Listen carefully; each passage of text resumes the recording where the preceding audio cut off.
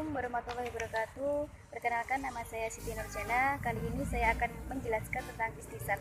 Istisab adalah menghukumi suatu hukum sama dengan hukum asalnya sampai ada dalil yang mengubahnya. Contohnya di sini saya berwudu ketika akan melakukan sholat subuh.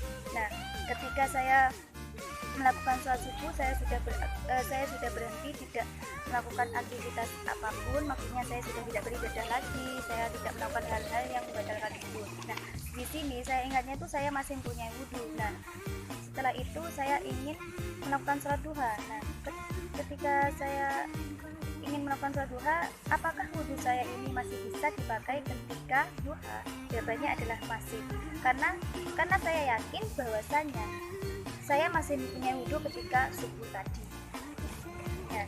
Nah, di sini istisab itu dibagi menjadi beberapa bagian. Yang pertama, istisab al-asiyah, yang artinya itu pada dasarnya setiap orang itu terbebas dari tanggungan. Contohnya kan kayak anak kecil itu juga terbebas dari tanggungan, terbebas dari hutang, terbebas dari pembiayaan hidupnya gitu kan. Ini salah satu contohnya.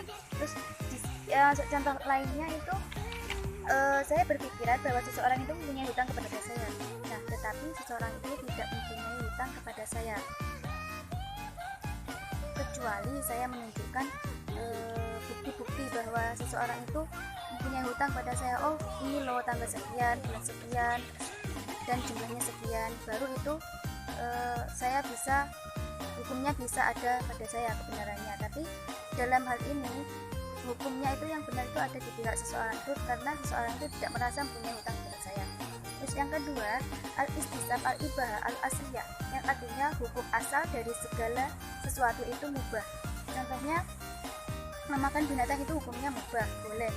Sampai ada dalil Al-Quran bahwasanya ada beberapa binatang yang dilarang untuk dimakan, yang haram dimakan. Yang ketiga, al-istisab al-hukum, pada dasarnya sesuatu yang telah memiliki kepastian hukum tertentu ditetapkan sebagaimana keadaan hukum semula. Nah, contohnya seseorang itu, contohnya saya makan sahur. Nah, setelah saya makan sahur, saya menjalankan puasa. Nah, setelah di tengah-tengah puasa saya agak ragu, sedikit ragu bahwasanya ketika saya tadi melakukan sahur itu masih masuk waktu diperbolehkan sahur atau tidak. Nah, dalam kasus seperti ini, puasa saya tetap dianggap sah, asalkan saya meyakini bahwasanya ketika saya sahur itu masih diperbolehkannya waktu sahur. Yang selanjutnya, istisab al-was, yang artinya didasarkan pada anggapan masih tetapnya sifat yang diketahui ada sebelumnya sampai ada bukti yang mengubahnya. Nah, dalam istisab al-was ini menggunakan kaidah al-yakinu la yazilu bisyak. Ya, contohnya semisal kita yakin, ya keyakinan itu mengalahkan keraguan. Nah, contohnya di sini saya yakinnya saya mempunyai wudunya, berarti diyakini bahwa saya masih mempunyai wudu.